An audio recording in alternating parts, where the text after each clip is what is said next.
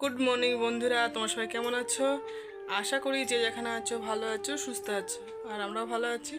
সুন্দরবন থেকে আমি শিখা, আমার নতুন ব্লগ চ্যানেলে তোমাদের অনেক অনেক স্বাগত আর অনেক অনেক ভালোবাসা। আর আজকের হচ্ছে শনিবার। এই ঘড়ি কাটা এখন বাজে 11টা 5। এখন থেকে তোমাদের সাথে নিয়ে ব্লগটা শুরু করলাম। আর ভিডিওটি স্কিপ না করে সম্পূর্ণ দেখার জন্য অনুরোধ রইলো তোমাদের কাছে। আর আজকে আর সকাল থেকে আর ভিডিও করা হয়নি। ঘুম থেকে উঠেছি ওই 8টার সময়। তারপরে দুষ্টু তোর পড়ে যাবে তো,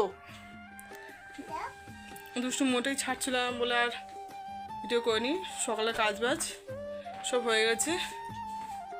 আর সকালে মোটামুটি খাওয়া দাওয়া সব হয়ে গেছে, তাই তো দুষ্টু? আর দুষ্টু স্নান করে দিয়েছি আর খেয়েছি। সেই বাসন ধোবো এখন। আর কারেন্ট নেই, দেখবে এই লাইটটা জ্বালিয়ে ভিডিও করছি।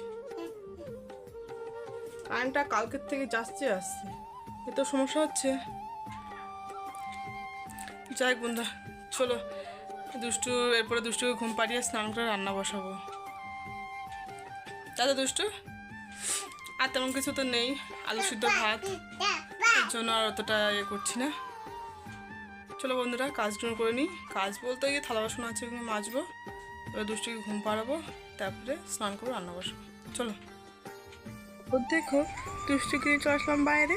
আর এখন ওই যে থালা বাসনগুলো মেজে নেবো। ওই যে তুই দুষ্টু স্কুলে খিচুড়ি নিয়েছিলাম, দুষ্টু খিচুড়ি খেয়েছিল, আর আমি হচ্ছে চা বিস্কুট খেয়েছিলাম, আর ওই খানিকটা খিচুড়ি ছিল সেটা খেয়েছি।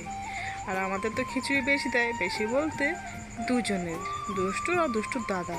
দুষ্টু দাদা বলতে ওই পাশের বলতে কি আমার ছোটো কাকা শ্বশুরের ছেলের ছেলে আর কি।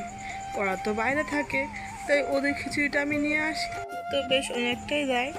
সেই কারণে ওই দুষ্টুও খায় আর আমিও খাই। আর দুপুরবেলায় তো দুষ্টুকে দিই না, দুষ্টুকে দুপুরবেলায় এই ভাত দিই আর কি, সাদা ভাত।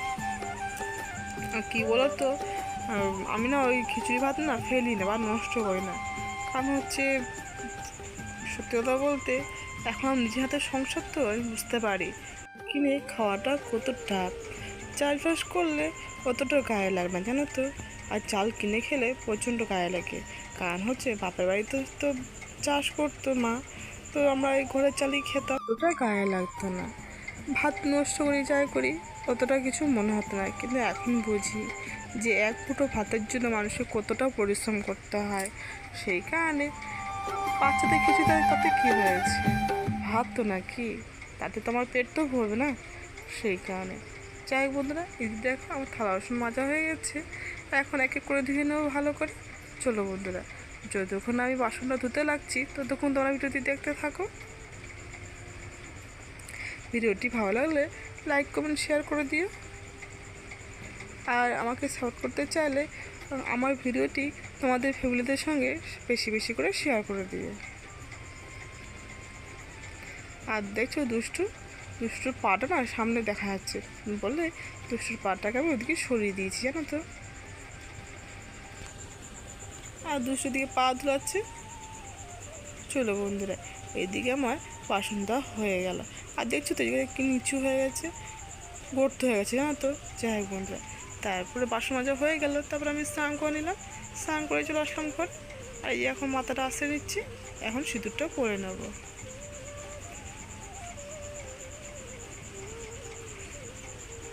দেখতে দেখতে 11:30 বেজে গেছে। এখন সিঁদুরটা পরে রান্না বসে জানো তো। আর আজকে ওই যে সকালবেলায় খিচুড়ি খেয়েছি, আর গাল আছে না, কি করবো, দুষ্টু বাবা থাকলে ঠিক টাইমে সব কিছু হয়ে যায়। তারপরে দেখো সিঁদুর পরা হয়ে গেছে, তারপরে দুষ্টু কিনে চলে আসলাম। এই চাল তো ধুয়ে নিয়ে চলে এসেছি। আর এখন যে চালের মানে হাঁড়িতে জল দেবো, জল দিয়ে এখন বসিয়ে দেবো। আর আমি হাঁড়িতে করে চালটা ধুয়ে নিয়ে এসেছি জানো তো, আমি হাঁড়িতে করে চালটা ধুয়ে নিয়ে আসি। যের মধ্যে এদিকে ভাতটা বসিয়ে দিলাম, আর এদিকে তো আলু ধুয়ে নিয়েছিলাম, সেই আলুগুলো দিয়ে দিচ্ছি।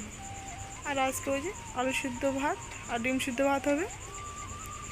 আজকে আর কিছু করলাম না। সয়াবিন ছিল, তো ভালো আজকে খাবো না, ওটা কালকে খাবো।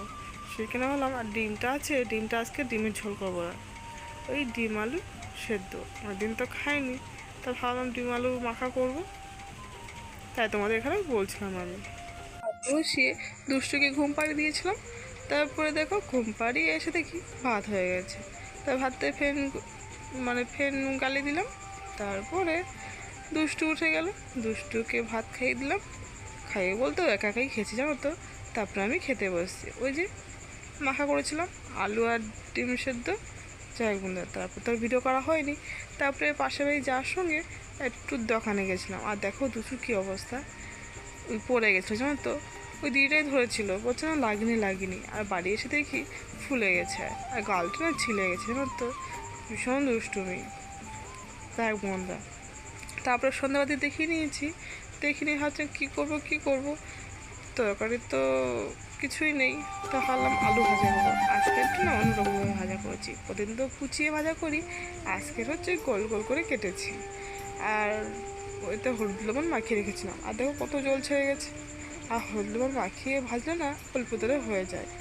আর কড়াইতে তো ওই তেল ছিল, ওই যে লুচি ভেজেছিলাম সেই তেল দিয়ে এখন আলুটা ভেজে নেবো। চলো বন্ধুরা আলুটা ভেজে নিই, তারপর তোমাদের সঙ্গে আবার কথা হচ্ছে। আলুটা ভাজা হয়ে গেল, তারপরে যেরকম ভাত খেয়েছি, এখন কিন্তু ওই 7:30 মতো বাজে। ভাতটা খেয়ে নিচ্ছি, কারণ হচ্ছে আমরা এখন ওই যাত্রা রিহার্সাল হচ্ছে, তাই দেখতে যাব। তো কদিন থেকে ভাবছি যাবো করে, আর যাওয়া হচ্ছে না। এই বৃষ্টি পড়ছে, মেলা পড়ছে বলে যাওয়া হচ্ছে না, তাই ভালো আজকে যাবো। সকাল সকাল খেয়ে নিলাম, আর খেয়ে নিয়ে বেরিয়ে পড়েছি।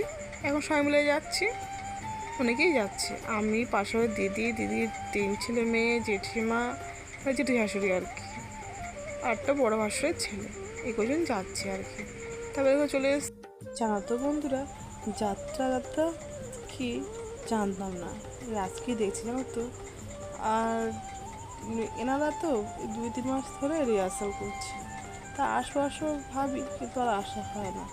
তো ভাবলাম কালকে যিনি বলেছিল ওই চল আর যাবো, কিন্তু কালকে বৃষ্টি চলে যায়নি, সেই কারণে আজকে আসলাম। আর ওই যদি তো কালো যে শার্ট পরা দাদাটা, ওই দাদাটাই সব কিছু আর কি।